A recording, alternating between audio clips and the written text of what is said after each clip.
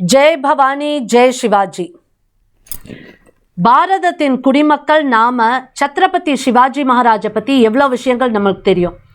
நாம் ஏன் சத்ரபதி சிவாஜி மகாராஜ் பற்றி தெரிஞ்சுக்கிடணும்? சத்ரபதி சிவாஜி மகாராஜோட கான்ட்ரிபியூஷன் நம்ம தேசத்துக்காக என்ன இருந்திருக்கு? தமிழகத்து மக்கள் நாம் சத்ரபதி சிவாஜி மகாராஜை ஏன் நாம் போற்றணும், வணங்கணும்? இதெல்லாம் தான் நம்ம சுருக்கமாக பார்க்க போகிறோம். எனக்கு தெரிஞ்ச விஷயங்கள், நான் படித்த விஷயங்கள், இதெல்லாம் நான் பகிர போகிறேன். சில குறிப்புகளையும் எடுத்துகிட்டு வந்திருக்கேன். இதெல்லாம் நான் பகிர போகிறேன். நான் சொல்கிறதெல்லாம் நீங்களும் டெஸ்ட் பண்ணி பாருங்கள், சர்ச் பண்ணி பாருங்கள், இதோட உண்மைத்தன்மையை ஆராய்ச்சி பண்ணி பாருங்கள்.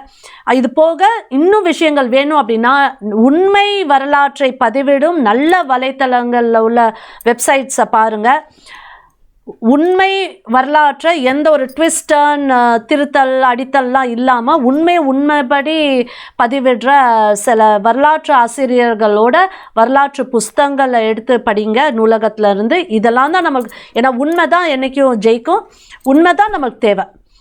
அதனால் இப்போது சத்ரபதி சிவாஜி மகாராஜை பற்றி பார்க்கறதுக்கு முன்னாடி நாம் இன்றைக்கி இருக்கிறது 21ஆம் நூற்றாண்டில் ஹைடெக் ஏஜுங்கிறோம், ஏஜ் ஆஃப் கம்ப்யூட்டர்ஸுங்கிறோம், ஏஜ் ஆஃப் குவாலிட்டி எஜுகேஷனுங்கிறோம். இப்படியெல்லாம் இருக்கிறதுல நம்மளோட பிஹேவியர்ஸ், நம்மளோட ஆட்டிடியூட், நம்மளோட சிந்தனை எஜுகேட்டட் பீப்புள் மாதிரியாக இருக்குது அப்படின்னு பார்க்குறதுக்கு ஒரே ஒரு சின்ன எக்ஸாம்பிள். மகாராஷ்டிராவில் என்ன நடந்துச்சு அப்படின்னா, ஒரு கல்வி நிறுவனத்தில், எஜுகேஷ்னல் இன்ஸ்டிடியூஷனில் அவங்களோட ஒரு கல்ச்சுரல் ஆக்டிவிட்டியில் ஸ்டூடெண்ட்ஸ் ஒரு ட்ராமாவை ஸ்டேஜ் பண்ணுறாங்க. இந்த நாடகத்தை அரங்கேற்றதோட விஷயம் என்ன அப்படின்னா, அப்சல் கானுங்க படையெடுப்பாளர் ஒரு சதி திட்டம் போட்டு சத்ரபதி சிவாஜி மகாராஜை கொல்லணுன்ட்டு வர்றதுல சத்ரபதி சிவாஜி மகாராஜ் இவரோட சூழ்ச்சியை அறிஞ்சு அந்த சூழ்ச்சியை முறியடித்து அப்சல் கானவே சத்ரபதி சிவாஜி மகாராஜ் தோக்கடித்து அவரை வதம் செய்கிறாரு. இதுதான் அதோட மேட்டர். இதில் எந்த தப்பும் யாருக்கும் தென்படாது. ஏன்னா இது வரலாற்று உண்மை, நடந்த ஒரு உண்மை. சத்ரபதி சிவாஜி மகாராஜ் அப்சல் கானை கொன்ன அந்த விஷயம் உண்மை பதிவு. ஆனால் ஒரு கூட்டம் எப்படியும் இருக்கும், அந்த போலியான செக்குலரிசம்ங்க பேரில் அவங்க ஹிந்துக்களை மட்டும் தாக்குவாங்க. நம்மளோட பாரத தன்மையை மட்டும், உண்மைகளை மட்டும் குறை சொல்லிக்கிட்டே இருப்பாங்க. அதை பொய்ன்ட்டு நிரூபிக்கிறதுக்கு பல முயற்சிகள் எடுப்பாங்க. இதெல்லாம் அந்த மார்க்சிஸ்ட் சித்தாந்தம். ஸோ இப்படி இருக்கப்போ அந்த ஒரு கூட்டம் என்ன புகார் கொடுக்குறாங்க அப்படின்னா, இந்த மாணவர்கள் மேலே புகார் கொடுக்குறாங்க. என்ன அப்படின்னா, அவங்க இது சிலரோட மத நம்பிக்கையை அவங்கள இன்சல்ட் பண்ணுறாப்புல இருக்குது, அவங்கள குறைச்சி காட்டுறாப்புல இருக்குது அப்படிங்கிற மாதிரி புகார் கொடுத்து இந்த நாடகத்தை அரங்கேற்றின அந்த மாணவர்களை அவ்வளோ ப்ரெஷர் கொடுத்து கடைசியில் இந்த நாடகத்தை, உண்மை சம்பவத்தை நாடகமாக அரங்கேற்றிய அந்த மாணவர்கள் எல்லார் முன்னாடியும் மன்னிப்பு கேட்குற அளவுக்கு செஞ்சுருக்காங்கன்னா, இதாங்க நம்மளோட கல்வி திறன். Our educational system is being put in a big question mark here. In the name of secularism, why are you trying to distort history? இதுதான் நாம கேட்க வேண்டிய கேள்வி. செக்குலரிசம், மதசார்பற்ற தன்மை அப்படிங்கிற பேரில் உண்மை சம்பவத்தை எப்படி நீங்கள் மறைக்க முடியும்? அதை எப்படி மாற்ற முடியும்? சத்ரபதி சிவாஜி மகாராஜ் அப்சல் கானை கொன்னது உண்மை வரலாறு. அதை எடுத்து காட்டுறதுல எங்கே மத நம்பிக்கை பாதிக்கப்படுதுன்ட்டு தெரியலை. அப்போது இந்த எஜுகேஷன் சிஸ்டம் உண்மையிலேயே நல்ல மெச்சூர்ட் தாட்டை நம்ம மக்கள்கிட்ட கொடுக்கல அப்படிங்கிறது தான் தெரியுது. இப்போது 1960களில் ஸ்ரீமதி இந்திரா காந்தி அவர்கள் நம்மளோட பிரதம மந்திரியாக இருந்தப்போ ஒரு கமிட்டி ஒன்று அமைக்கப்படுது. இந்த கமிட்டி எதுக்காக அப்படின்னா, இந்த சிலபஸ் எஜுகேஷ்னல் இன்ஸ்டிடியூஷன்ஸில் சிலபஸ் என்னெல்லாம் இருக்கணும், டெக்ஸ்ட் புக்கில் என்னென்ன சிலபஸ் இருக்கணும் அப்படின்னு அதை ஃப்ரேம் பண்ணுறதுக்கான கமிட்டி. இது என்னென்னா பைரப்பா கமிட்டி அப்படின்னு சொல்லப்படுற கமிட்டி. அவங்களோட பரிந்துரைப்பு என்ன இருந்துச்சுன்னா, இந்த அவுரங்கசீப்பெல்லாம் வந்து ஒரு நெகட்டிவ் ஆஸ்பெக்டில் காட்டுறாங்க. ஏன்னா அதான் உண்மையாக இருந்திருக்கு. அவுரங்கசீப்லாம் ரொம்ப கொடூரக்காரராக இருந்தார். அப்போ அதெல்லாம் வந்து டெக்ஸ்ட் புக்கில் காட்டினதும் இந்த காங்கிரஸ் அரசு அந்த கமிட்டியவே டிசால்வ் பண்ணிடுறாங்க. இதுதாங்க நம்மளோட போலியான செக்குலரிசம். உண்மைக்கு புறம்பாக இருக்கிறது எப்படிங்க நல்லதாக இருக்க முடியும்? உண்மை தான் என்றைக்கும் ஜெயிக்கும். இப்போ நம்ம வந்து இந்த ஒரு ப்ரீஃபிங்கை வச்சுட்டு நம்மளுக்கு எவ்வளோ விஷயங்கள் சத்ரபதி சிவாஜி மகாராஜை பற்றி சொல்லப்படல அப்படிங்கிறத சில விஷயங்களை மட்டும்தான் நான் இப்போ பகிர போகிறேன். மீதி நீங்களாவே தேடி பார்த்துக்கோங்க. February 19, 1630 வந்து சிவனேரி கோட்டையில் ஷாஜி போன்ஸ்லேக்கும் ஜீஜாபாய்க்கும் பிறந்த மகன் தான் சிவராய் என்கிற சிவாஜி. அவர் தான் பின்னாடி நம்மளுக்கு சத்ரபதி சிவாஜி மகாராஜா ஆறாரு. இப்போ இந்த ஷாஜி போன்ஸ்லே யார் அப்படின்னா, அதாவது இந்த டெக்கன் அப்படின்னு சொன்னால் இந்த விந்தியமலைக்கு கீழே உள்ள பாரதத்தில் உள்ள தென்பகுதியை டெக்கன் அப்படின்னு சொல்கிறது உண்டு. இப்போ நான் இதில் யூஸ் பண்ண போகிற டெக்கன் அப்படின்னா நம்மளோட தென்பகுதி அப்படின்ட்டு அர்த்தம். இப்போ இந்த டெக்கன் ஏரியாவில் வந்து யார் ஆரம்பத்தில், இப்போ ஃபுல்லாக இல்லை, அங்கே வந்து யார் இருந்தா அப்படின்னா அது வந்து பிஜாப்பூர் சுல்தானேட்டுக்குள்ள இருந்துச்சு, அதில் ஷா அப்படிங்கிறவரோட தலைமையில். இப்போ இந்த பிஜாப்பூர் சுல்தானேட்டில் ஒரு பொறுப்பை எடுத்துட்டு தான் இந்த சத்ரபதி சிவாஜி மகாராஜோட தந்தையாரான ஷாஜி போன்ஸ்லே அங்கே இருந்தார். அப்போ அவர் வந்து இந்த பிஜாப்பூர் சுல்தானேட்டு கீழே வேலை செஞ்சிட்டு இருந்தார். அவர் இன்னொரு திருமணம் செஞ்சதுக்கப்புறம் ஜீஜாபாய் அவங்க தனியாக வந்துடுறாங்க. அப்புறம் என்ன அப்படின்னா, சத்ரபதி சிவாஜி மகாராஜை வந்து அவங்க வளர்க்குறாங்க. ஹிந்துவி ஸ்வராஜுங்க சிந்தனையை ஊட்டி வளர்த்த வீரத்தாய் ஜீஜாபாய். இந்த சத்ரபதி சிவாஜி அப்புறம் யார் கையில் ஜீஜாபாய் அவங்க ஒப்படைக்கிறாங்க அப்படின்னா, தாதாஜி கொண்டேவ் அப்படிங்கிறவர்கிட்ட ஒப்படைச்சு அவர் வந்து சிவராய் என்கிற சிவாஜியை முழுமையாக போர் பயிற்சி, இந்த நிர்வாக திறமை இதிலெல்லாம் வந்து அவருக்கு வந்து ட்ரைனிங்கை கொடுத்து அவரை வந்து நல்ல வெல் எஜுகேட்டடாக ஆக்குறாரு. வேத சாஸ்திரங்கள் முதற்கொண்டு சிவாஜிக்கு சின்ன வயசுலேருந்தே கற்றுக் கொடுக்கப்படுது. சரி, இப்போ 15 வயசில் இந்த ஹிந்துவி ஸ்வராஜ், இந்த ஹிந்துவி ஸ்வராஜ்யனா என்ன அப்படின்னு நம்ம முதல்ல தெரிஞ்சுக்கணும். ஹிந்துவி ஸ்வராஜ்ய அப்படின்னா பாரதத்தோட உண்மையான தன்மையை தக்க வைக்கிற அந்த எண்ணம் தான் ஹிந்துவி ஸ்வராஜ்ய.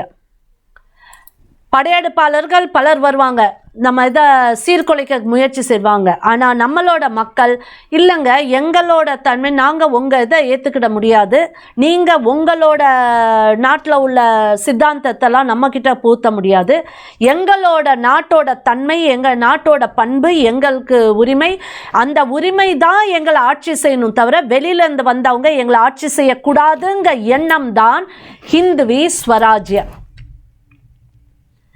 அப்போ இந்த ஹிந்துவி ஸ்வராஜ்ய அப்படிங்கிற அந்த எண்ணம் 15 வயதான சிவராய் என்கிற சிவாஜிக்கு அப்போவே மனசுலையும் நாடி நரம்புலையும் ஊறி போனனால அவர் என்ன பண்ணுறார் அப்படின்னா, அந்த ஒரு வேகம் விவேகம் எல்லாம் இருந்ததப்போ அவர் வந்து 15 வயசில் ஒரு கோட்டையை கைப்பற்றுறாரு. யாரோட கோட்டை அப்படின்னா, அந்த பீஜாப்பூர், எந்த பீஜாப்பூர் சுல்தானேட் கீழே அவரோட தந்தையாரே இருக்கிறாரோ அதுலேருந்து விலகி வந்து, நான்லாம் உங்களுக்கு அடிமை கிடையாது, என் நாடு, நான் என் நாட்டுக்கு துரோகம் செஞ்சுட்டு படையெடுப்பாளரான அந்த சுல்தானேத்துக்கு நான் அடிமையாக போக முடியாது, உனக்கு நான் வேலை செய்ய முடியாதுங்க எண்ணத்தோட சிறுவனான 15 வயது உள்ள சிவாஜி அந்த பீஜாப்பூர் சுல்தானேத்தை தாக்கி அங்கே இருக்க ஒரு கோட்டையை கைப்பற்றுறாரு. 15 வயது, அடல்ட்டால, டீனேஜர். இதுதாங்க நம்ம பாரதத்தோட வீர வரலாறு. இன்னைக்கு இருக்க இளைஞர்கள் கிட்ட எத்தனை பேர்கிட்ட இந்த தேசத்தையும் தர்மத்தையும் காக்கிற வேகமும் விவேகமும் இருக்கு? ரவுடியா வேணாலும் போவான், ஆனால் வீரனா வரமாட்டேன்னா இதுதான் நம்மளோட எஜுகேஷன் சிஸ்டமோட ட்ராபேக். இந்த உண்மைகள் தெரிஞ்சாதான் 15 வயசுல ஒவ்வொருத்தனும் வந்து நிற்பான் நம்ம தேசத்தையும் தர்மத்தையும் காக்கிறதுக்கு. இன்னைக்கு காலேஜ் போனால் கூட அவன் போலீஸ் செக்குலரிசம் பேசிட்டு ஹிந்துக்கு எதிராக பேசிட்டு இருக்கவன் இருக்கான். அவன் கல்வி இவ்வளவுதான். இதை விடுங்க, நான் ஐடியில் வேலை பார்க்குறேன், எனக்கு 1 லட்சம் ரூபாய் 1.5 லட்சம் ரூபாய் சம்பளம்னு இருக்க ஆள் கூட உண்மைத்தன்மையை தெரியாமல் இருக்கிறவன் நாட்டை எப்படி காப்பாற்றுவான்? ஏன் இவ்வளோ விடுங்க, 35 வயசுலேயும் அது எம்பியாக நிற்க தகுதியாக இருக்கிறவங்களே இதை புரிஞ்சுக்கிடாம நான் எம்பியாக இருக்கேன், எம்எல்ஏவாக இருக்கேன், கவுன்சிலராக இருக்கேன், என்னோட கடமை வந்து என் தேசத்தையும் தேசத்தோட தன்மையும் காப்பாற்றுறது அப்படிங்கிற உணர்வு இல்லாமல் கேண்டிடேட்டாக போய் எலெக்டடான மக்கள் எத்தனை பேர் இருக்காங்க? இதையும் விடுங்க, 80 வயசுலேயும் ஓட்டு போடுற மக்களுக்கு இந்த ஒரு உணர்வு இல்லை. நம்ம யாருக்கு ஓட்டு போடுறோம்? தேசத்தையும் தர்மத்தையும் நாட்டோட தன்மையும் மக்களையும் காக்கிறவனா, இல்லாட்டி ஒரு கட்சிக்கு போய் நம்ம ஓட்டு போடுறோமான்னு தெரியாத மக்கள் இருக்கதான் நம்மளோட எஜுகேஷன் சிஸ்டமோட லேப்ஸ் மட்டும் இல்லை, ஃபெயிலியர், 100% ஃபெயிலியர். இப்போ நம்ம வரலாம். 15 வயது உள்ள சிறுவனுக்கு என் தாய்நாட்டை நீ எப்படி பிடிக்க முடியும், உனக்கு நாங்கள் எப்படி, என் மக்கள் எப்படி அடிமையாக இருக்க முடியும் அப்படிங்கிற எண்ணம் வந்து இந்த சுல்தானேட்டை உள்ள ஒரு பெரிய சுல்தானேட்டோட ஒரு கோட்டையை கைப்பற்றிடுறாரு. அதுக்கப்புறம் என்ன ஆகுது அப்படின்னா, ஒவ்வொரு கோட்டையாக அப்புறம் எங்கள் இது ராஜ்கரில் ஒரு கோட்டையை கட்டுறாரு. அதுக்கப்புறம் ஒவ்வொரு கோட்டையாக அந்த சுல்தானே கிட்ட வந்து பிடிக்க ஆரம்பிக்கிறாரு. இப்போ இதெல்லாம் பார்த்த உடனே என்ன ஆகுது அப்படின்னா, அதில் ஷா, அதாவது இந்த பீஜாப்பூர் சுல்தானேட்டோட அதில் ஷா அவரோட அந்த பீஜாப்பூர் சுல்தானேட்குள்ளே தான் சிவாஜியோட தகப்பனார் ஷாஜி போன்ஸ்லே இருக்கிறாரு. அப்போ மகன் வந்து தனக்கு எதிராக இருக்கிறான், தகப்பனார் நம்ம கூட இருக்கிறாரு. அப்போ இங்கே விஸ்வாசம்லாம் அவங்களுக்கு முக்கியம் இல்லை, தன்னை காப்பாற்றிக்கிறதுக்கு இந்த மகனை சிவராய் என்கிற சிவாஜி என்கிற ஷாஜி போன்ஸ்லேயோட மகனை தடுக்கிறதுக்காக தனக்கு விஸ்வாசியாக இருந்த ஷாஜி போன்ஸ்லேயே அவங்க சிறை அடைச்சிடுறாங்க. இது எப்போ நடக்கு அப்படின்னா 1648 ஜிஞ்சி கோட்டை, நம்ம தமிழ்நாட்டில் இருக்க ஜிஞ்சி கோட்டையில் அவரை சிறை அடிக்கிறாங்க. அதாவது இந்த பீஜாப்பூர் சுல்தானேட். அதுக்கப்புறம் 1649 சிவாஜி போய் அந்த ஜிஞ்சி கோட்டையை கைப்பற்றிட்டு தகப்பனாரை விடுவிக்கிறாரு. அதுக்கப்புறம் என்ன ஆகுது அப்படின்னா, ஒரு 6 வருஷம் 1649 1655 வரைக்கும் ஒரு 6 வருஷம் சத்ரபதி சிவாஜி மகாராஜ், அப்போ வந்து சிவாஜியா சிறுவன் சிவாஜியா இருந்தவர், அவர் ஒரு rather the young Chhatrapati Shivaji, சிறுவன் கூட சொல்ல முடியாது, நான் இப்போ வயசு கொஞ்சம் கூட ஆகிட்டு. ஸோ அதனால் சிறுவனாக, அதாவது இளைஞராக உள்ள சத்ரபதி சிவாஜி அவர் வந்து ஒரு சேனையை உருவாக்குறாரு. இந்த 6 வருஷம் பதுங்கி இருந்து நண்பர்களை சேர்க்குறாரு, நல்ல மனிதர்களை சேர்க்குறாரு, வீரர்களை தயாரிக்கிறாரு, ஒரு சேனையை உருவாக்குறாரு. அக்கம் பக்கம் உள்ள சிற்றரசர்கள் இந்த ராஜ்யத்தெல்லாம் போய் பார்த்து பேசி அவங்களோட சப்போர்ட் எல்லாமே வாங்கி ஒரு ஒரு ராஜ்யத்தை உருவாக்குற அளவுக்கு அவர் வந்து தகுதியை உருவாக்குறாரு. இந்த 6 வருஷம் இந்த சுல்தானேட்லாம் என்ன நினைக்கிறாங்க, சரி இவர் அமைதி ஆயிட்டாரு அப்படின்னு நினைக்கிறாங்க. பட் அமைதியாக இல்லை, சைலண்ட்டாக இருந்தார், ஆனால் இன்சைடில் வயலண்ட்டாக இருந்தார். அப்போது இங்கே வந்து ஒரு கம்ப்ளீட் ஃபோர்ஸை ரெடி பண்ணி மராட்டா எம்பையரை அவர் வந்து உருவாக்குறாரு. ஒரு ராஜ்யத்தை உருவாக்குறதுக்கான முழு ஏற்பாடையும் அப்போ செய்கிறாரு. அதுக்கப்புறமா என்ன ஆகுது அப்படின்னா, அவர் வந்து தோர்னாங்க கோட்டையை வந்து கைப்பற்றிடுறாரு. அங்கே இருக்க ஒரு பெரும் கசானா அவர் கையில் கிடைக்குது. அந்த கசானா, அந்த ட்ரெஷரியை வச்சு அவர் வந்து அவரோட அதாவது படை வீரர்கள் படையை வந்து உருவாக்குறாரு. பெரிய படையை உருவாக்குறாரு. அதாவது இந்த பெரிய படை அப்படிங்கிறது வந்து அந்த முகலாயர்கள் சுல்தானியர்களோட படையை காட்டிலும் கம்மி. ஆனால் ஒரு புது ராஜ்யத்துக்கான பெரிய படையை உருவாக்குறாரு. அதுக்கப்புறம் ஒரு 2 வருஷத்தில் அவர் வந்து புரந்தர், கோந்தனா கோட்டைகள் மாதிரி பல கோட்டைகள் அவர் கைப்பற்றுறாரு. 1657 வந்து அவர் முதல் தடவையாக அவுரங்கசீப் படையோட மோதுறாரு. தோல்வியை சந்திக்கிறாரு சிவாஜி. அதுக்கப்புறம் என்னென்னா, இந்த அதில் ஷா இரண்டாம் அதில் ஷா, அவர் வந்து அலி அதில் ஷா அப்படிம்பாங்க அவர் பேரை. அப்போ அவர் வந்து இந்த பீஜாப்பூர் சுல்தானத்தோட சுல்தானாக இருக்கிறப்போ அவர் வந்து இந்த சிறுவனை வந்து இந்த இளைஞரை வந்து முலையிலேயே கில்லணும் அப்படிங்கிற எண்ணத்தோட என்ன பண்ணுறாரு அப்படின்னா, அப்சல் கானை இங்கே அனுப்புகிறாரு சிவாஜி நோக்கி. என்ன ஆகுது அப்படின்னா, இந்த அப்சல் கான் பிரதாப்கருக்கு வர்றப்போ எப்போவுமே அந்த முகலாயர்கள் சுல்தானியர்களோட வேலை என்னென்னா, அவங்க போகிற இடத்துல எல்லாமே பெண்கள், குழந்தைகள், பிராமணர்கள், மாடு, பசுக்கள், அப்புறம் கோயில்கள், இந்த 5ஐயும் அவங்க நாசப்படுத்திட்டு போய்கிட்டே இருப்பாங்க. இது வந்து வரலாறுல நீங்கள் புரட்டி பார்த்தீங்கன்னா இதுதான் நடந்திருக்கு.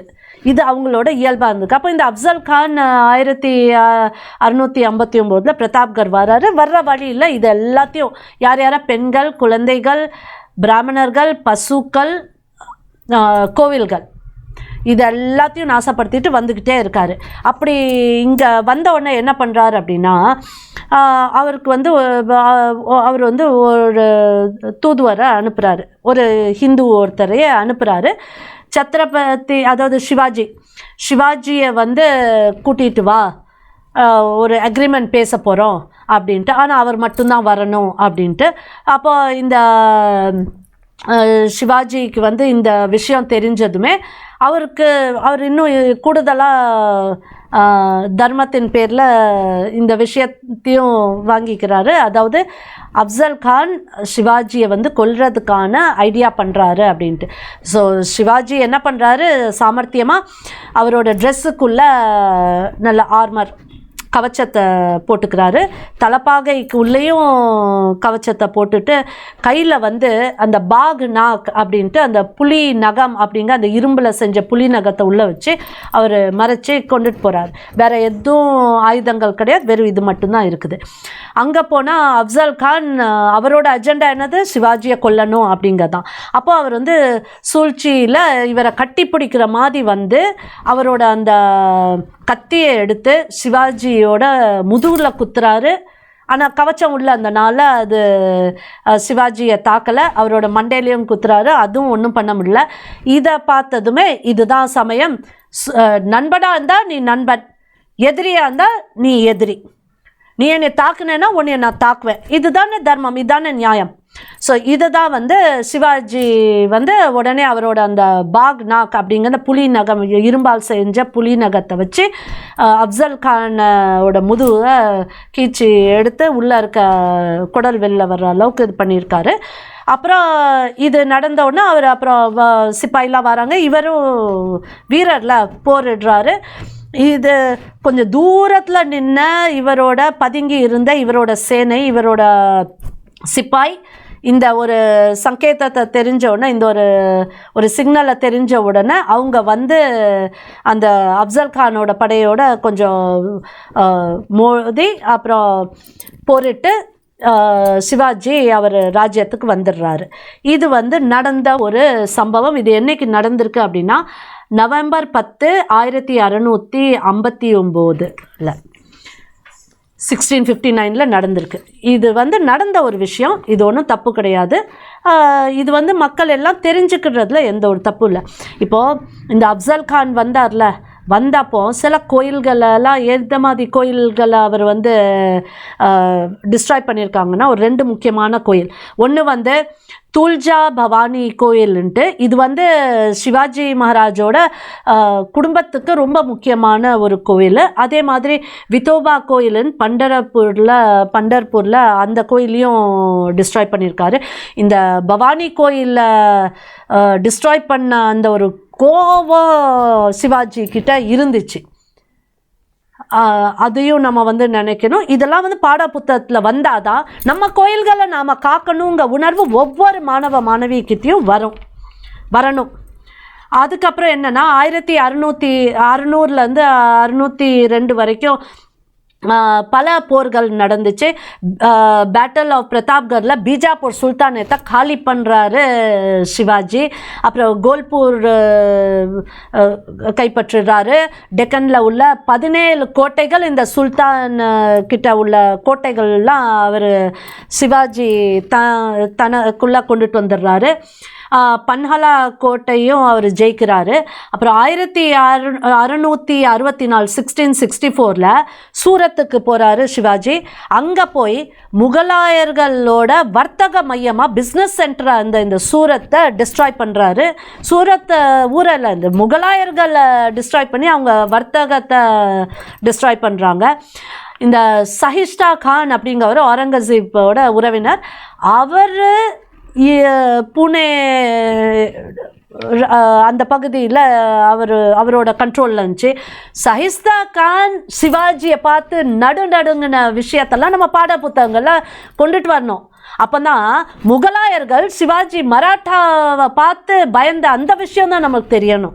அதான் நம்ம மண்ணோட வீரம், மண்ணோட பாரம்பரியம், நம்ம மண்ணோட வரலாறு, இதுதாங்க மக்கள்கிட்ட போய் சேர்க்கணும், நம்ம குழந்தைகளுக்கு தெரியணும்.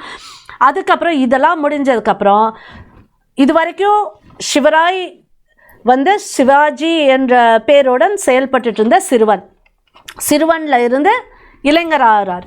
இப்போ ஜூன் 6ஆம் தேதி 1674 முடிசூடப்படுறாரு சிவாஜி. இப்போ அவர் சத்ரபதி சிவாஜி மகாராஜா மாறுறாரு. அப்போ இந்த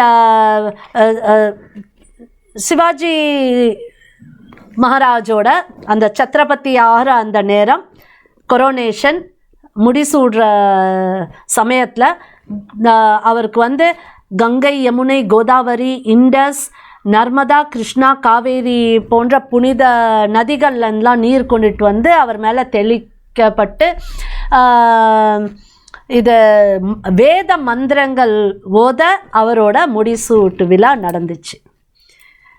ஸோ அதனால் இது வந்து பாரம்பரியமாக அவர் இந்த பாரதத்தோட என்ன தன்மையில் எப்படி முடிசூடப்படணுமோ அந்த சம்பிரதாயப்படி முடிசூடப்பட்டு அவர் வந்தது தான் சத்ரபதி சிவாஜி மகாராஜ். அதுக்கப்புறம் அவர் வந்து இப்போ நம்ம பார்க்க வேண்டியது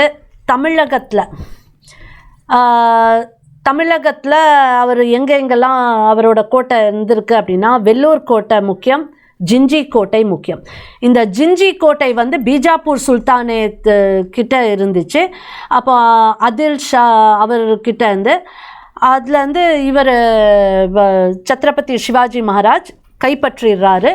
அவருக்கு நல்லா தெரியும், சத்ரபதி சிவாஜி மகாராஜுக்கு நல்லா தெரியும் அவுரங்கசீப் எப்படியும் அந்த ஜிஞ்சி ஃபோர்ட்டை பிடிக்கிறதுக்கு முயற்சி செய்வார், அதில் ஷாவையும் விரட்டிட்டு அவர் பிடிக்க முயற்சி செய்வார். ஆனால் நாம் இந்த டெக்கன் சவுத்து பாரதத்தில் உள்ள தென் பகுதியில் உள்ள மக்களை நாம் காக்கணும் அப்படின்னு அந்த மராட்டிய சத்ரபதி சிவாஜி வந்து நாம் தமிழகத்தில் உள்ள மக்கள், கேரளா, தமிழகம் நம்மளை வந்து காப்பாற்றணும் அப்படிங்கிற அந்த எண்ணத்தோட ஜிஞ்சி கோட்டையை தன்வசம் படுத்தி அந்த சுல்தானிய படையை விரட்டி விடுறது மட்டும் இல்லாமல் அவுரங்கசீப்போட படையும் பல ஆண்டுகளுக்கு சத்ரபதி சிவாஜி மகாராஜ், அப்புறம் அவருக்கப்புறம் அவரோட மூத்த மகனான சத்ரபதி ஷாம்பாஜி மகாராஜ், அவருக்கப்புறம் சிவாஜி இரண்டாம் மனைவியோட அவருக்கு பிறந்த மகனான சத்ரபதி ராஜாராம், அவரும் வந்து இந்த ஜிஞ்சி கோட்டையை தடுத்து நம்மளோட தென்னகத்துக்கு இந்த அவுரங்கசீப்போட கொடூர தாக்குதல்லேருந்து காத்தவங்க இந்த சத்ரபதி சிவாஜி மகாராஜும் அவரோட வம்சத்தில் வந்தவங்களும். அதனால் நாம் வந்து உண்மையிலே சத்ரபதி சிவாஜி மகாராஜுக்கு கோடி நமஸ்காரம் செய்யணும். நீண்ட காலமாக தமிழகத்தில் உள்ள பெண்கள், குழந்தைகள், பிராமணர்கள், பசுக்கள், கோவில்கள் அவுரங்கசீப்பால் அவரோட படையால் தாக்கப்படுறதுல இருந்து காத்தது மராட்டிய சாம்ராஜ்யத்தோட துவக்க பேரரசரான சத்ரபதி சிவாஜி மகாராஜ். அவர் மகன்களும் இதுக்கு நிறைய சப்போர்ட்டாக இருந்திருக்காங்க. ஸோ இது என்ன அப்படின்னா, இதுதான் வெள்ளூர் கோட்டை, ஜிஞ்சி கோட்டை, இதெல்லாம் சத்ரபதி சிவாஜி கண்ட்ரோலில் இருந்து முகலாயர்களில் உள்ளே வர்றதுலேருந்து ஸ்டாப் பண்ணிட்டு இருந்திருக்காங்க. சரி, இப்போ வந்து தஞ்சாவூர்லேயும் இவரோடது தாக்கம் இருந்திருக்கு. எப்படி அப்படின்னா, தஞ்சாவூரில் அப்போது வந்து யார் இருந்தாங்க அப்படின்னா, இந்த சிவாஜி மகாராஜோட தந்தையார் ஷாஜி போன்ஸ்லேயோட 2வது மனைவி தூக்காபாயோட இளைய மகனான வெங்கோஜி. இந்த வெங்கோஜி தலைமையில் தான் அந்த பீஜாப்பூர் சுல்தானோட அந்த கண்ட்ரோலில் தான் இவரும் இங்கே தஞ்சாவூரில் இருந்திருக்காரு. அப்போது சத்ரபதி சிவாஜி மகாராஜ் போய் அவரோட அந்த ஹாஃப் பிரதரான வெங்கோஜியை தோக்கடித்து அவரோட சொத்து, அவரோட இதெல்லாம் கைப்பற்றிட்டு, அதுக்கப்புறமா வெங்கோஜியோட மனைவி தீபாபாய் மூலமாக வெங்கோஜியை புரிய வைக்கிறாரு. என்ன அப்படின்னா, நாம் இந்த இஸ்லாமிய படையெடுப்பாளர்களுக்கு அடிமையாக இருக்கக்கூடாது, நம்ம நாட்டுக்கு நாம் விசுவாசியாக இருக்கணும், நம்மளோட கடமைகளை நாம் செய்யணும், நாம் சத்திரியர்கள் நம்ம மக்களையும் தேசத்தையும் காக்க வேண்டியது நம்மளோட கடமை அப்படிங்கிறத உணர வச்சு வெங்கோஜி உணர்ந்ததுக்கப்புறமா சத்ரபதி சிவாஜி அவர்கிட்டேருந்து பறித்த அந்த சொத்தெல்லாம் அவருக்கு திருப்பி கொடுக்குறாரு. அதுக்கப்புறம் வெங்கோஜி அந்த ஒப்பந்தம்லாம் போட்டு அவர் வந்து கொஞ்சம் நல்ல அட்மினிஸ்ட்ரேஷனில் ஈடுபட்டார் அப்படின்ட்டு தெரிய வருது. ஸோ இதெல்லாம் இன்னும் இருக்குது. நம்ம சத்ரபதி சிவாஜி மகாராஜ் ஒரு பெரிய தீர்க்கதர்ஷி, வீரத்துக்கு பேர் பெற்றவர். அவரோட நிர்வாக திறமை அபாரமானது. அவர் இன்றைக்கும் என்றைக்கும் பலருக்கு ஒரு இன்ஸ்பிரேஷனாக இருக்கிறவர். இப்போ அவரோட அட்மினிஸ்ட்ரேஷன் அப்படின்னு பார்த்தீங்கன்னா, அவர் வந்து வெரி குட் அட்மினிஸ்ட்ரேஷன். செக்குலரிசம் அப்படின்னு நம்ம சொல்கிறதுக்கான உண்மையான அர்த்தம் சத்ரபதி சிவாஜி மகாராஜ் கடைப்பிடிச்சார். நீங்கள் அவரை ஹிந்துவி ஸ்வராஜ்னவுன்னு மதவாதின்னு நீங்கள் பிராண்ட் பண்ண முடியாது. அவரோட படையிலேயே தௌலத் கான், இப்ராஹிம் கான் போன்றவங்களாம் அவரோட கடல் படையோட தலைமை, ஆயுத கடங்கோட தலைமையெல்லாம் தாங்கின இஸ்லாமியர்கள் இருந்திருக்காங்க. சத்ரபதி சிவாஜி மகாராஜோட கடல் படை இன்னும் பெரிய புகழ் பெற்றது. அதுக்கு ஒரு தனி எபிசோடே போட வேண்டியதாக இருக்கும். அந்த மாதிரி இவரோட குரில்லா டாக்டிக்ஸ்லாம் ரொம்ப பிரபலமான ஒரு விஷயம். பெண் உரிமைக்காக அவர் வந்து நிறைய பெண் பாதுகாப்பு, பெண் உரிமைக்காக நிறைய செஞ்சுருக்காரு. மகிழா பஞ்சாயத் அப்படிங்கிற விமென் கவுன்சில் எல்லாம் உருவாக்கியிருக்காரு. இந்த படையெடுத்துட்டு போகிறப்போ, இஸ்லாமிய படையெடுப்பாளர்களை எதிர்த்து போரிடுறப்போ அங்கே உள்ள அந்த இஸ்லாமிய பெண்கள், குழந்தைகள்லாம் இருந்துச்சுன்னா அவங்களுக்கெல்லாம் இவர் சத்ரபதி சிவாஜி மகாராஜ் அவரோட சேனைக்கு என்ன கட்டளை கொடுத்துருக்காருன்னா, அந்த இஸ்லாமிய பெண்கள், குழந்தைகளுக்கு எந்த ஒரு பாதிப்பும் வரக்கூடாது. வழக்கமாக இந்த இஸ்லாமிய படையெடுப்பாளர்கள்லாம் வந்தவங்க நம்ம ராஜ்யத்தெல்லாம் சூறையாடிட்டு நம்ம அரசர்களை தோக்கடிச்சிட்டு அங்கே இருக்க பெண்கள், குழந்தைகள்லாம் தூக்கிட்டு போயிடுவாங்க, பசு எல்லாத்தையும் தூக்கிட்டு போயிடுவாங்க. அந்த மாதிரி பண்ணக்கூடாது அப்படிங்கிற அந்த ஒரு கட்டுப்பாடோட ஒரு டிசிப்ளின் அண்ட் ரெகுலேட்டட் ஆர்மியை வந்து சத்ரபதி சிவாஜி மகாராஜ் உருவாக்கியிருந்தார். அந்த ஒரு அறநெறியை வந்து தவற விடலை. அவர் சேனை இஸ்லாமிய படையெடுப்பாளர்கள் சுல்தான் இல்லாட்டி இவர் முகல்ஸ் எல்லாம் தோக்கடித்தாலும் அங்கே இருக்க பெண்கள் குழந்தைகளுக்கு எந்த பாதிப்பும் வரக்கூடாது. இவங்க யாராவது தவறாக நடந்துக்கிட்டாங்க ஏதாவது ஒரு பெண் கிட்ட அப்படின்னா உடனே சத்ரபதி சிவாஜி மகாராஜ் அந்த தவறு செஞ்சவர் தன்னோட சேனையில் உள்ளவராக இருந்தாலும் சரி யாராக இருந்தாலும் அவங்களுக்கு மரண தண்டனையை தான் கொடுத்துருக்காரு. அதுக்கப்புறம் பெண்களுக்கு கொடுக்குற மரியாதை மாதிரி எந்த ஒரு பசுவையும் அங்கேருந்து ஜெயிச்ச ராஜ்யத்தில் இருக்க பசுவை எடுத்துகிட்டு வந்துடக்கூடாது. ஏன்னா பசுவை எடுத்துகிட்டு வந்தால் அங்கே இருக்க மக்களோட வாழ்வாதாரம் போயிடும். நீங்கள் மாட்டு வண்டியை எடுத்துகிட்டு வரலாம் தவிர பசுவை எடுத்துகிட்டு வரக்கூடாதுங்க கட்டளை இருந்திருக்கு. பிராமணர்களுக்கு எந்த ஒரு தீங்கும் வரக்கூடாது. சோல்ஜர்ஸ் இது வந்து பொதுவாக எல்லாத்துக்குமே. அப்புறம் இப்போ இஸ்லாமியர்களுக்கு இஸ்லாமிய படையெடுப்பாளர்களுக்கு எதிராக சத்ரபதி சிவாஜி போரிட்டு போகிறப்போ அங்கே ஒருவேளை அவர் கையில் அங்கே ஏதாவது குரான் இந்த மாதிரி மத சம்பந்தமான விஷயங்கள் இருந்துச்சுன்னா அதை மரியாதை பூர்வமாக எடுத்துகிட்டு வந்து வேறு இஸ்லாமியர்கள் அவரோட சேனையில் அவரோட மந்திரி சபையிலலாம் இருப்பாங்களே அவங்களுக்கு கொடுத்துருக்காரு. உண்மையான செக்குலரிசம் நம்ம சத்ரபதி சிவாஜி மகாராஜ் கிட்ட தான் கற்றுக்கலாம். அதுக்கப்புறம் இவர் வந்து சூஃபி செயின்ஸ் இருப்பாங்க, அதாவது இஸ்லாமிய மதத்தவர்கள். ஆனால் அவங்க வந்து உண்மையான ஆன்மீகத்தோடு இருந்து அந்த ஆன்மீக தேடுதல் ஆன்மீக உணர்தலில் வந்து அவங்க அந்த உண்மையான ஆன்மீக உணர்தலில் வந்து அவங்க வந்து பல கவிதைகள் இதெல்லாம் பாடல்கள்லாம் உருவாக்குவாங்க. அதில் வந்து இந்து மதத்தையும் கலந்து அதையும் மதித்து அவங்க வந்து நடக்கிறவங்க. கலந்துன்னு சொல்கிறத காட்டிலும் இந்த சூஃபி இஸ்லாமியர்கள் வந்து இந்து மதத்தையும் எந்த மதமாக இருந்தாலும் நல்ல செய்தியை கொடுக்குறதுக்கு மரியாதை கொடுக்குற இஸ்லாமிய ஒரு பிரிவு தான் இந்த சூஃபி. அப்போ அந்த மாதிரி உள்ள அந்த சூஃபி கவிஞர்களுக்கு அங்கே உள்ள செயின்ஸ் அவங்களுக்கெல்லாம் வந்து நல்ல மரியாதை கொடுத்துருக்காரு சத்ரபதி சிவாஜி மகாராஜ். ஏன் இதை சூரத்தில் வந்து இந்த கிறிஸ்துவ மதகுருலாம் வருவாங்க, அவங்களுக்கும் அந்த மத ரீதியாக ஆன்மீக ரீதியாக இருக்கவங்களுக்கு நல்ல மரியாதை கொடுத்துருக்காரு. மதத்தின் அடிப்படையில் அவர் வந்து எங்கேயுமே யாருமே தாக்குனது கிடையாது. இதெல்லாம் வந்து யார் பதிவு செய்கிறா அப்படின்னு பார்த்தீங்கன்னா ஆச்சரியமாக இருக்கும். காஃபி கான் அப்படிங்கிற ஒருத்தர் அதிகமாக சத்ரபதி சிவாஜிக்கு விமர்சனம் பண்ணிகிட்ருக்கவர் அவரே வியப்பு அடைஞ்சு இதெல்லாம் பதிவு செய்கிறாரு. என்னென்னா மத ரீதியாக இவர் சத்ரபதி சிவாஜி மதத்து மேலே ஒரு வன்மையில் போய் தாக்கலை, தன்னோட ராஜ்யத்தை தன்னோட தாய்நாட்டை காக்கிறது வந்து அடுத்த மதத்தை எதிர்க்கிறாப்புல கிடையாது. இந்த உண்மையை தான் இன்றைக்கி நம்மளோட பாட புத்தகங்களில் வரணும். பாட புத்தகங்கள் சொல்ல வேண்டிய விஷயம் இதுதான்.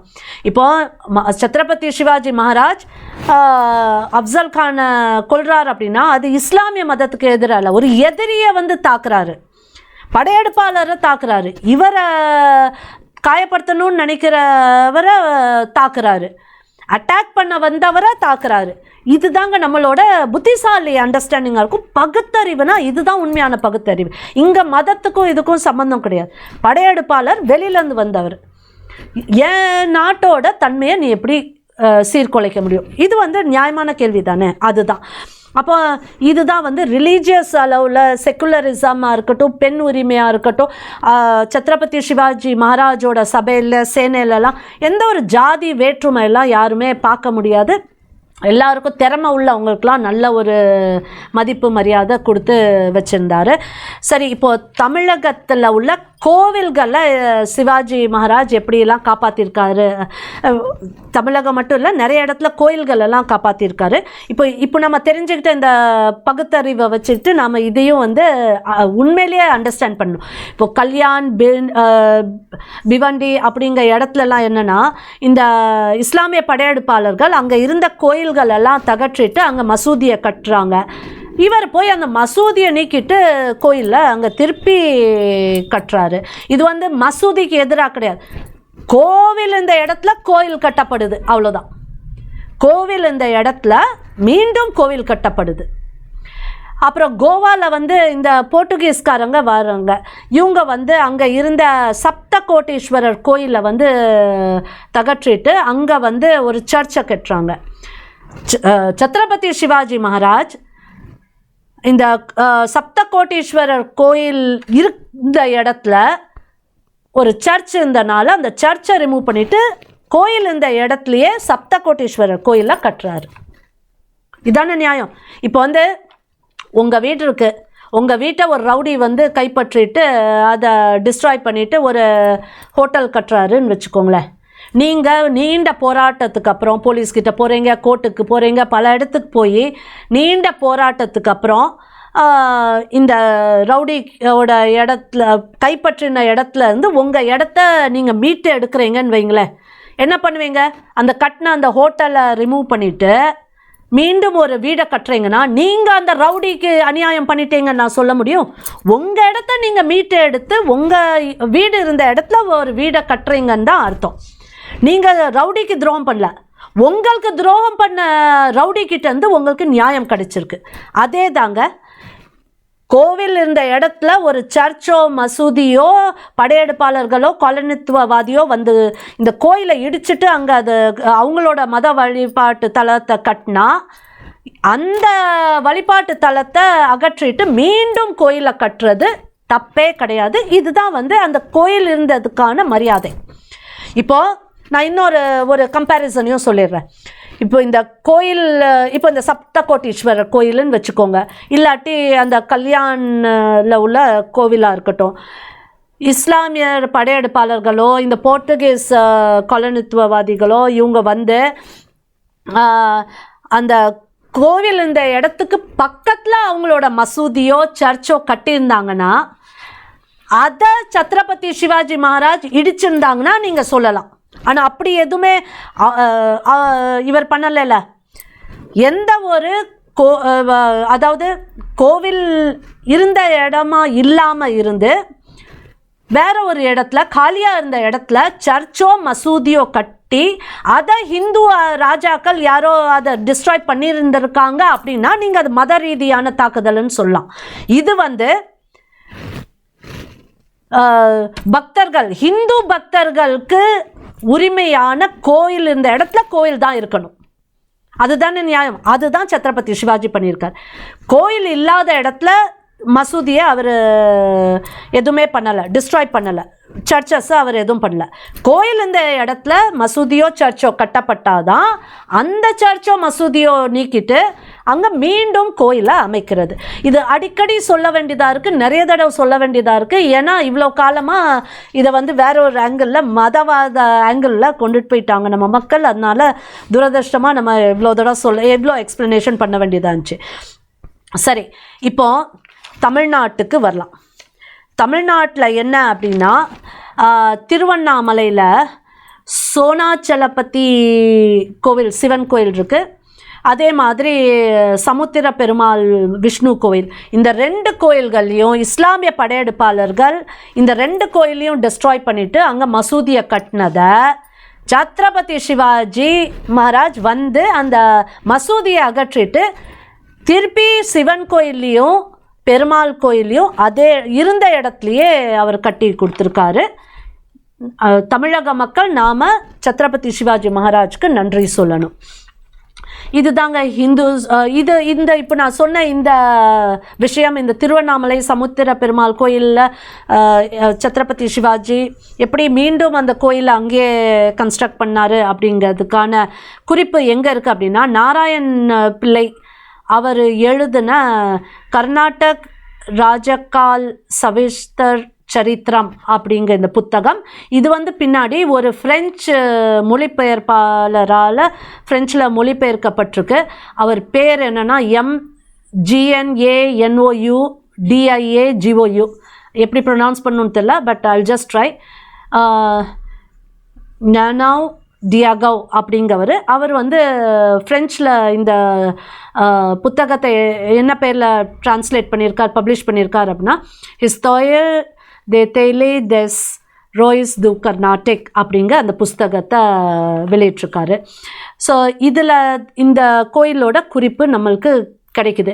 இப்போ என்ன அப்படின்னா, இன்னொரு கோயிலும் இருக்குது, சிதம்பரம் கோயில். இது வந்து சத்ரபதி சிவாஜி மகாராஜோட அடுத்த வாரிசான சத்ரபதி சாம்பாஜி மகாராஜ் சிதம்பர கோயிலில் உள்ள நட்ராஜன் சிலையை என்னென்னா 1648 இந்த பீஜாப்பூர் சுல்தானேட் வந்து தாக்கி அங்கே தாக்க வந்தப்போ அந்த கோயிலில் உள்ள பூசாரி அந்த சாமி நட்ராஜ விக்கிரகத்தை எடுத்துட்டு அவர் மதுரை அப்புறம் குட்டுமிய மலை இங்கெல்லாம் கொண்டுட்டு போய் அதை பதுக்கி வைக்கிறாரு. இது வந்து என்ன அப்படின்னா சத்ரபதி சிவாஜி மகாராஜுக்கு அப்புறம் இந்த ஜிஞ்சி கோட்டையை கைப்பற்றுறாருல, அதுக்கப்புறம் சம்பாஜி மகாராஜ் இந்த ஜிஞ்சி கோட்டைக்கு வர்றப்போ இந்த சிதம்பர நடராஜ கோயிலில் உள்ள அந்த நடராஜரோட விக்கிரகம் பதுக்கி வைக்கப்பட்டிருக்கு, சுல்தானியர்கள் கிட்ட இருந்து அவங்க சேதாரப்படுத்திடக்கூடாதுங்க பயத்தில் அப்படிங்க அந்த விஷயம் சம்பாஜி மகாராஜுக்கு தெரிய வந்ததும் சத்ரபதி சம்பாஜி மகாராஜ் என்ன பண்ணுறாரு அப்படின்னா அந்த விக்கிரகத்தை மீண்டும் சிதம்பர கோயிலையே பிரதிஷ்டை பண்ணணும் அப்படிங்கிறத அவரோட இங்கே ஜிஞ்சி ஏரியா இந்த தமிழக ஏரியாவில் மராட்டிய கண்ட்ரோலில் இருந்த கோபால் தாத்தியாஜி என்கிற தாதாஜிக்கு கட்டளையிடுறாரு. உடனே இவர் கோபால் தாத்தியாஜி அந்த விக்கிரகத்தை பதுக்கி வச்சிருந்த இடத்துலேருந்து கொண்டுட்டு வந்து நவம்பர் 14, 1686 மீண்டும் சிதம்பர கோயிலில் அந்த நட்ராஜ சிலை பிரதிஷ்டை பண்ணப்படுது முழு சம்பிரதாயத்துப்படி. இப்போது நம்ம இன்னொன்று பார்க்கணும், இந்த சத்ரபதி சம்பாஜி மகாராஜுக்கு அப்புறம் வந்த அவர் அந்த அரசரான சத்ரபதி ராஜாராம் அவர் வந்து நம்மளோட ஜிஞ்சி கோட்டையை வந்து மராட்டிய ராஜ்யத்தோட 3ஆம் தலைநகரமாக வச்சு செயல்பட்டு இருந்தார். ஏன்னா தலைநகரமாக இருந்தால் தான் இந்த சைடில் உள்ள மக்களை இங்கே உள்ள ராஜ்யத்தை காப்பாற்ற முடியும் இந்த படையெடுப்பாளர்கள்கிட்ட இருந்து அப்படின்ட்டு. ஸோ இதெல்லாம் வந்து நம்மளுக்கு எதை தெரிய வைக்குது அப்படின்னா நம்மளோட சத்ரபதி சிவாஜி மகாராஜோட வீரத்தை தெரியுது. முகலாயர்கள் மேலேருந்து அப்படியே அவங்க பாரதக்குள்ளே கீழே இறங்கி வந்துக்கிட்டு எல்லா இடத்தையும் கைப்பற்றிட்டு வந்தப்போ சத்ரபதி சிவாஜி மகாராஜ் அவங்களெல்லாம் அப்படியே பின்னோக்கி தள்ளி ஹிந்த்வி ஸ்வராஜை நிலைநாட்டுறாரு. இது ஒரு பெரிய விஷயம் இல்லையா? இது தெரிய வேண்டிய விஷயம். இது எந்த அளவுக்கு சத்ரபதி சிவாஜி மகாராஜோட வீரத்தை பிரதிபலிக்குது அப்படிங்கிறதுக்கு நான் ஏற்கனவே அந்த காஃபீர் கானோட ஒரு உதாரணத்தை சொன்னேன். ஒரு இஸ்லாமியராக இருந்து காஃபீர் கான் இவரோட புகழை பாடுறாரு அப்படின்ட்டு. இவரை விமர்சித்ததும் காஃபீர் கான் தான். அவர் நல்லது செஞ்சால் அது வேறு யாரும் அதை வந்து எவ்வளவுதான் ட்ரை பண்ணாலும் அந்த நல்லது செஞ்சதை வந்து யாரும் குறை சொல்ல முடியாது. ஸோ அப்படி இருக்கப்போ ஹிட்லர் இதுவும் நான் படிச்சிருக்கேன், நீங்கள் உறுதிப்படுத்தி பார்த்துக்கோங்க. என்னென்னா ஒரு இடத்துல பார்த்தேன், ஹிட்லர் வந்து என்ன சொல்லியிருக்காரு அப்படின்னா உங்களுக்கு ஸ்வராஜ்யம் வேணும் அப்படின்னா, ஸ்வராஜ் ஏன்னா வெறும் ஹிந்துஸ்தானுக்கு மட்டும் இல்லை, ஜெர்மனிக்கும் நம்ம சொல்கிற வேர்டு ஸ்வராஜ்ய, அதாவது அந்த ஜெர்மனி நாட்டவர்கள் தங்களோட அந்த ஜெர்மனி ஆட்சியை கொண்டுட்டு வர்றது தான் அங்கே உள்ள ஸ்வராஜ்யம். இங்கே நம்மளுக்கு பாரதத்தில் உள்ள ஆட்சி, பாரதத்தில் உள்ள தன்மை நம்மளை ஆட்சி பண்ணணும், நம்மளோட பாரம்பரியம், நம்மளோட சட்ட திட்டங்கள், நம்மளோட வழிமுறைகள் இதெல்லாம் தான் நம்மளை ஆட்சி செய்யணுங்கிறத ஸ்வராஜ்யம். அந்தந்த நாட்டுக்கு அந்தந்த நாட்டோட செல்ஃப் ரூல் வந்து ஸ்வராஜ்யம் அப்படிங்கிறத நம்ம புரிஞ்சுக்கணும். அப்போது ஹிட்லர் என்ன சொல்லியிருக்காரு, உங்களுக்கு ஸ்வராஜ்யம் வேணும் அப்படின்னா நீங்கள் சிவாஜி மாதிரி போராடணும் அப்படின்னு சொல்கிறதா நான் படிச்சிருக்கேன். எங்கே படித்தேன்னு தான் ஞாபகம் இல்லை. பட் இது அடுத்தது மவுண்ட் பேட்டன் பாரதத்தோட லாஸ்ட் வைஸ்ராய் பிரிட்டிஷ் காலனியோட லாஸ்ட் வைஸ்ராய், அவர் என்ன சொல்லியிருக்காருன்னா, இந்த சிவாஜி இங்கிலாண்டில் மட்டும் பிறந்திருந்தார்னா நாம் இந்த உலகத்தை மட்டும் இல்லை, இந்த பிரபஞ்சத்தை, இந்த யூனிவர்ஸையை நாம் ரூல் பண்ணியிருப்போம் அப்படின்னு சொன்னதாகவும் இருக்குது. அடுத்தது இந்த சத்ரபதி சிவாஜி மகாராஜ்